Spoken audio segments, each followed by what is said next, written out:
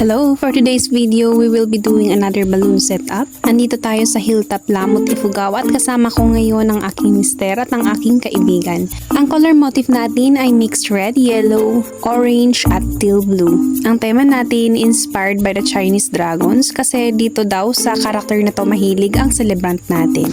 May mga pwede pa tayong ilagay at idagdag sana kaso medyo rush na din mga mima kaya hindi natin napaghandaan ng husto yung event.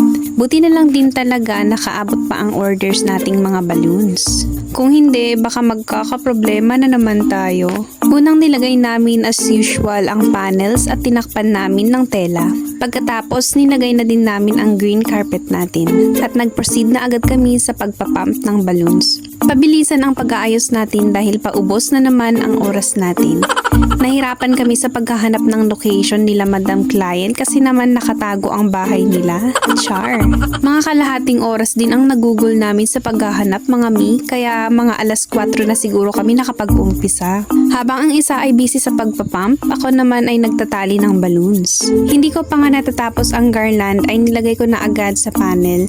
Sinasabay ko na lang din habang hindi pa humahaba ng husto dahil pumuputok yung mga balloons kapag sumasagi sa semento. Ginagawa namin lahat ng paraan para mapabilis namin ang trabaho. Kaya dapat double time lahat ng gawain. Pagkaraan ng ilang minuto ay natapos na din ang garland at nakaayos na din sa panel natin pero kailangan pa nating kapalan dahil manipis at medyo kulang pa. Habang naglalagay pa sila ng balloons ay sinabay ko na din ang paglalagay ng cutouts natin, pati na din ang name letterings ni celebrant. Hindi na kami nakapaglagay ng mother balloons dahil hindi umabot yung items natin agad. Pero dinamihan namin yung medium size na balloons natin para kahit wala yung malalaking balloons, at least makapal pa rin siya tignan. Mag-aalas 6 na nga din mga mi kaya dumidilim na. Pero don't you worry, konting retouch na lang at okay na.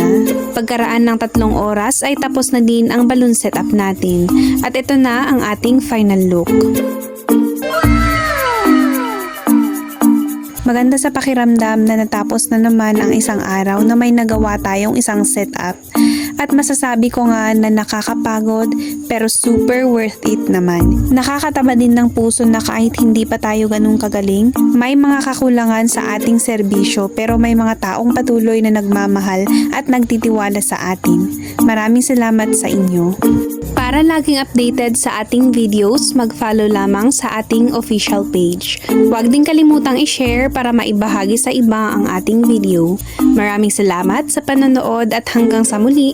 Bye!